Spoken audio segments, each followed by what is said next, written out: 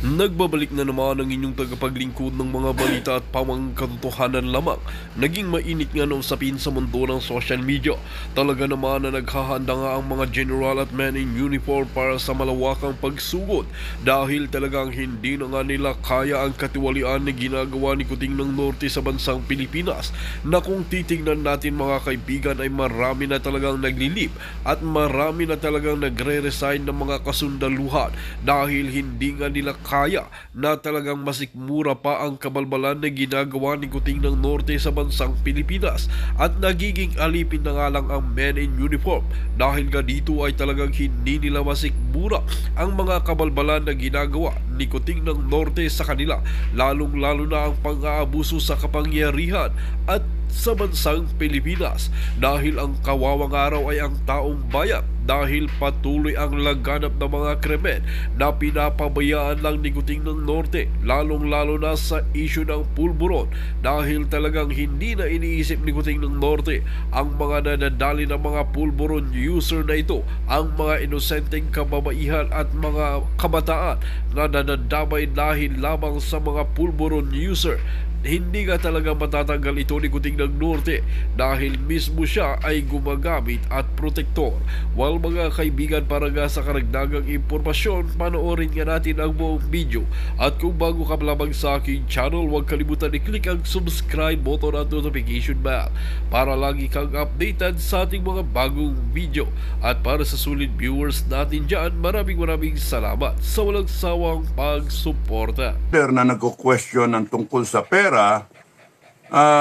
walang, kahit mag-question kayo na mag-question, merong accounting process tayo. So, walang issue doon. Ngayon yung mga troll at mga vlogger na sasakyan yung issue, bakit ako umaalis, bahala kayo sa buhay nyo. Ang pakialam sa inyo. Ang sa akin, magpapahinga lang ako. No? Sinusunod ko yung advice ng doktor, ng pamilya, ng mga kaibigan, ng matitino at ng mga OFW natin at saka mga iba pang mga kasama, ibang commander. Now, kung gusto niyo ako mag-advise, mag-a-advise ako.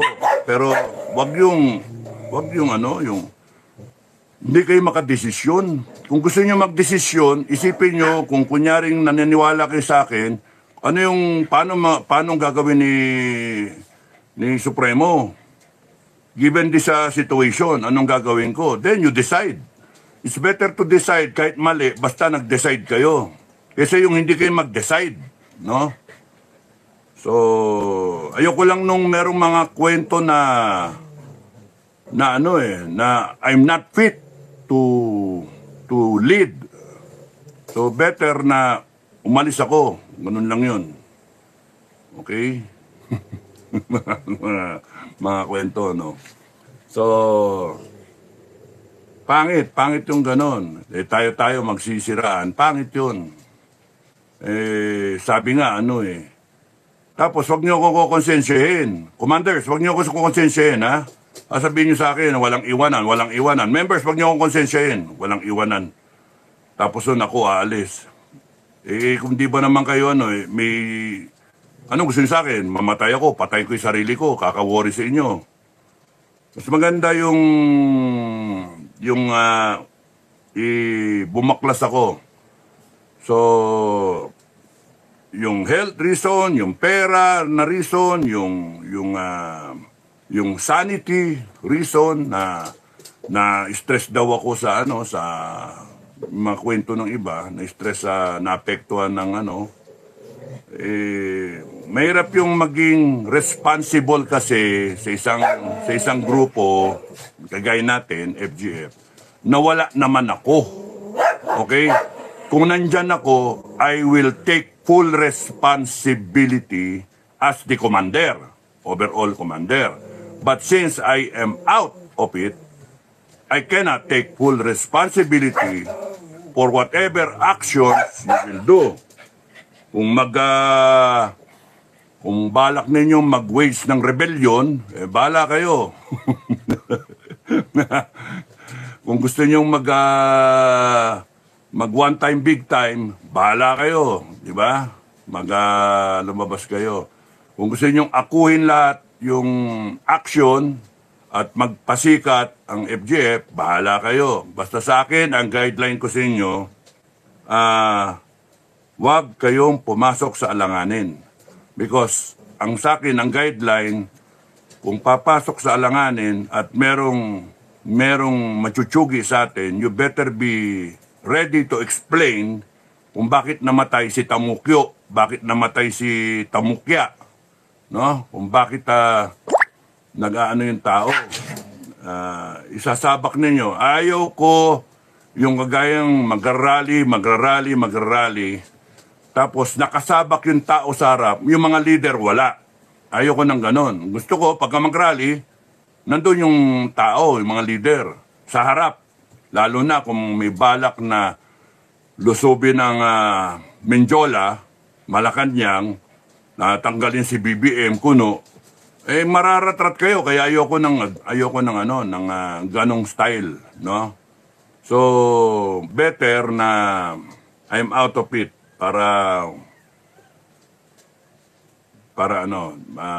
you can decide on your own. You decide, you lead, you weigh before deciding, you weigh. Anong given? Ganyan, rally. Nagrally na buong mundo Nagrally na buong mundo. Ano nangyari? Nandiyan pa rin. Tumatawa-tawa pa No. Tapos nun sa dami ng mura daw sa dami ng mura at mga threat ng buhay nila patulan ni BBM. O, di pumatol ka, huwag kang mananakot, kayo yung mali BBM, ikaw ang mali. Ikaw ang nangako sa taong bayan. Nangako ka, bababa mo yung presyo ng bigas. Hanggang ngayon, mataas ang presyo. Magpapagawa ka ng maraming bahay. Ano? Tapos itutuloy mo yung ginawa ni Duterte. O ano? Sinubo mo ang Duterte sa ICC. Sira ka, sira. Ikaw ang wala sa hulog. Hindi kami. Tapos ikaw pa matapang ngayon, malangya kayo, hiniram nyo lang ang kapangyarihan ng taong bayan. Hiniram nyo lang. And anytime the people, the sovereign people can take it back, can take it away from you. Nagsisimula pa lang ang mga tao. Nagsisimula pa lang.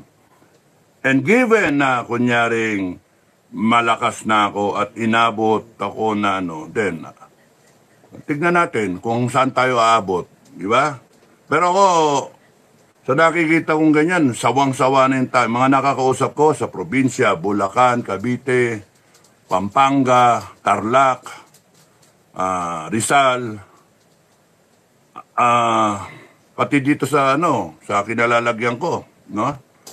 Sa Baguio, galit ang tao, no? Pero hindi na naniniwala sa rally. Next time, ang common na sinasabi ng mga tao, BBM, makinig ka. Kayo, AFP, PNP, makinig kayo. Tore, makinig ka. Ang next na gagawin daw ng tao, paglabas nila, armado na. It's going to be a rebellion. It's going to be a revolution. Kasi wala nang nangyayari. Nagrally na buong Pilipinas. Wala kayong pake. Nagrally na buong mundo. Nagrally na buong mundo. Wala kayong pake. So mga nadidinig kong mga sinasabi ng tao, kasuhan nyo lahat sila ng rebellion. Hindi sila natatakot na. Ano nga putang PI, penging inumin. PI ninyo. Ba't kami kasuhan nyo? Gago kayo.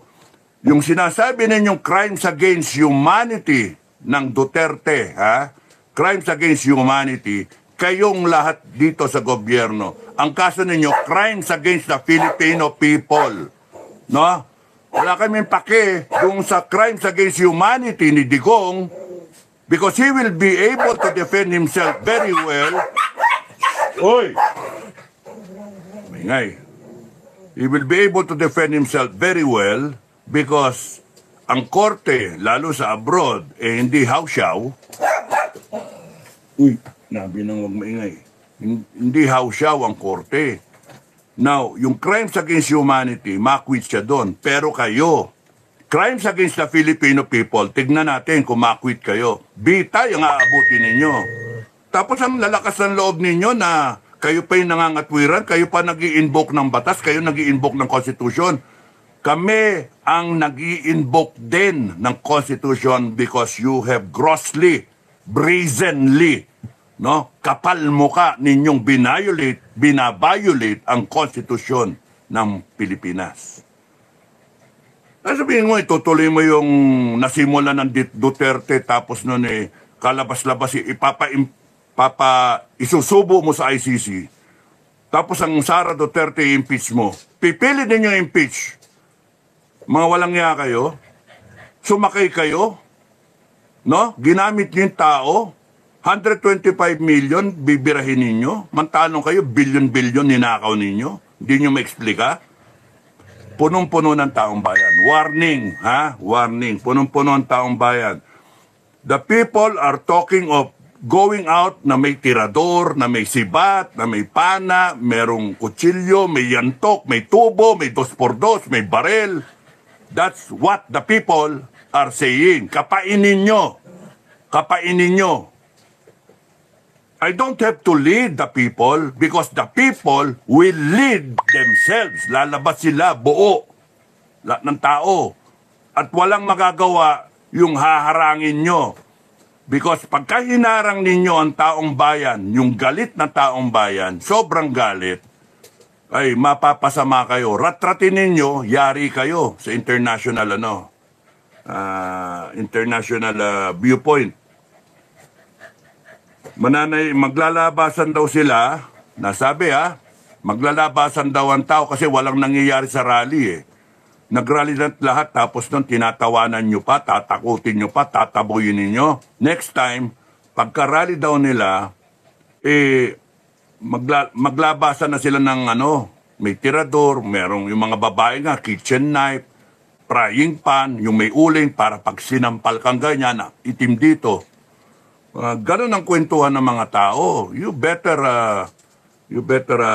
listen to me kasi ganun ang mangyayari. And you will have a full-scale revolution in your hands because of your own doing. Kayo ang gumawa, hindi kami. Titirahin ninyo yung mga tao, wala kayong magawa. Nakala ninyo. So, buti nga, may sakit ako. Buti nagre-resign ako. Kasi if I will see this through, I will even lead them para tapusin na tong tawag doon, bangungot ng bansa natin. Lahat ng OFW na nakakausap ko ang sama ng loob Worried na worried sila, nakakaya ang Pilipinas, etc. Bangag. Kung ikaw mismo nagpa-hair follicle drug test ka, kung kayo mismo nasa serbisyo, pa-hair follicle drug test nyo yung addict na yan, wala sana. Ngayon sasabihin nyo pa, ginagawa, may mga nagsasalita pa sa SOCMED. Walang ginawa si Marcos kundi kabutihan. Iniisip niya ang taong bayan, mga ulul. Lulukoy nyo pa tao. Kitang-kitang butang-buta kayo Sige, kung gusto ninyong hayaan yan at hindi kayo tatahak ng direksyon ng good governance, no? Ipagpipilitan niyo yung Duterte na mawala sa mapa ng politika ng Pilipinas. Bahala kayo sa buhay nyo. Dadating tayo talaga sa revolusyon, a genuine, truly na totoong revolusyon, totoo na revolusyon. Naggalit ang tao. Wala kayong magagawa kung may 1 milyon dyan na panay may kutsilyo. Anong gagawin nyo? Raratratin nyo, maubos din bala nyo. Because people, ang nakikita ko, people are so fired up, galit na galit, that they are willing to die just to save this country. Yun yung nakakatakot People are ready to die for country, people, and the future generations. They're willing to stand up. Hinihintay lang nila na may mag-lead. Yung armed forces, hinihintay nila na merong mag-lead. Buti na lang, bayad yung mga general, Buti na lang, sabi nila, bayad yung mga general, Walang magli-lead. Pero nakakatakot dyan, yung junior officer ang mag-lead.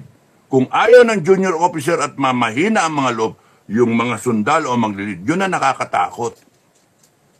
You will find yourselves in a situation na sobrang galit ng tao, mahati yung armed forces, and in a situation na nagbabadya yung gera.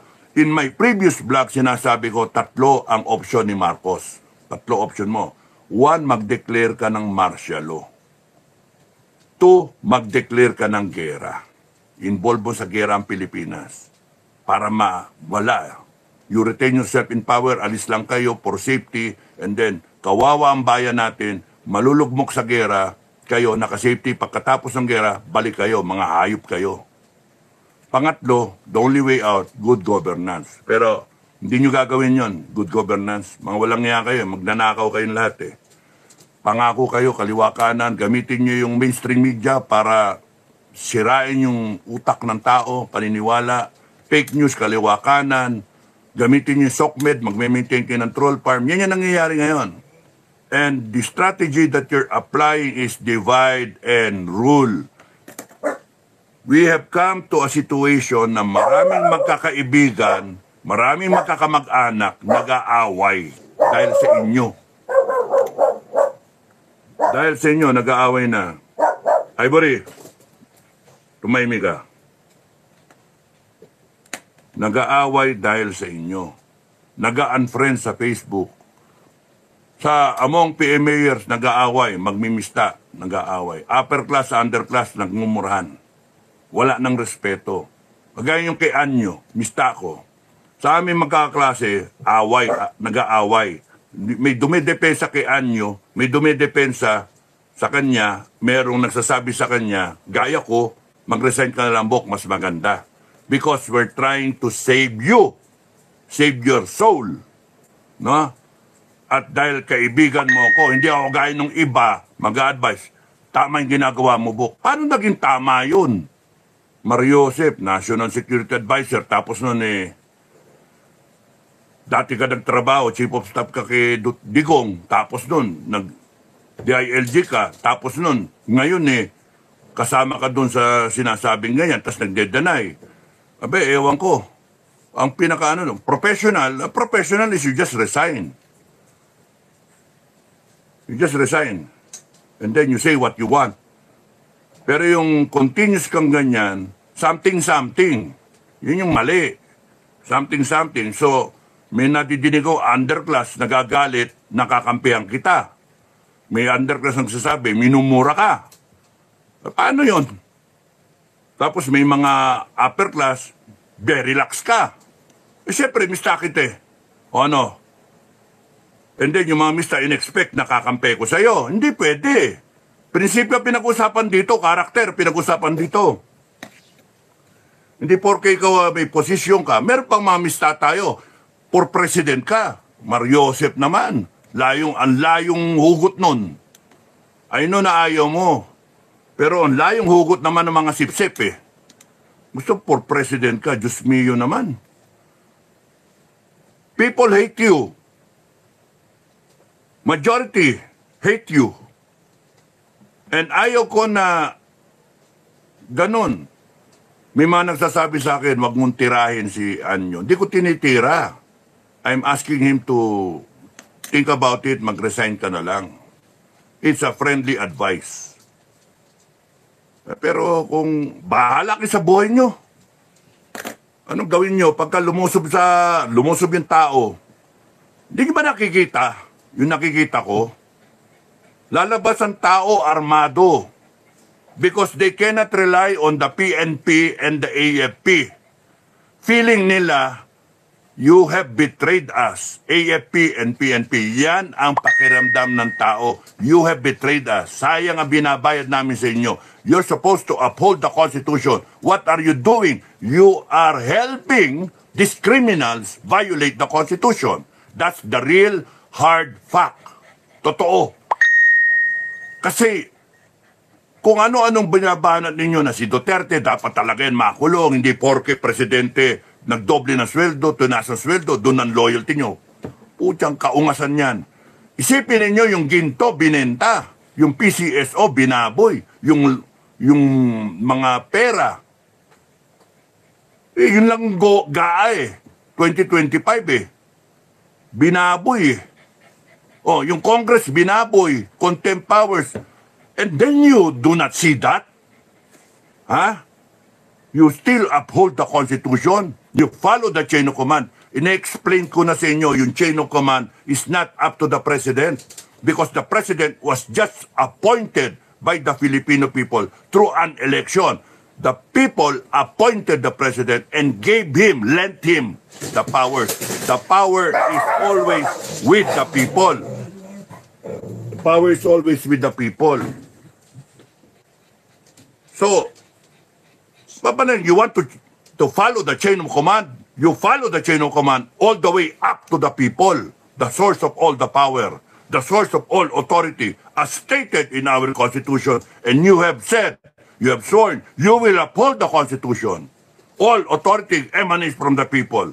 So, double standard kayo. Yung interpretation nyo for convenience, mali. Kaya ang tao, galit. And here they are. Sinasabi ng tao, walang mangyayari sa rally. We're doing it peacefully. Tinatawanan lang tayo. Nandyan pa sila. Ayaw namin paabutin ito ng eleksyon. Yun yung sinasabi ng mga tao, hindi ako. Ang tao nagsasabi, gusto nyo ikulong lahat yan, ikulong nyo. That will not solve the problem. That will intensify the problem. And it will be your problem, not mine. Because I will be siding with the people. I am with the people. We, the sovereign Filipino people, and you will find yourselves being hanged by the people. Because it's going to be a bloody revolution. Kung kayo kumontra, people will not forgive. Kakalimutan nila yung lahat ng pag-aralan nila na dapat kalmang. Galit eh. Galit talaga tao.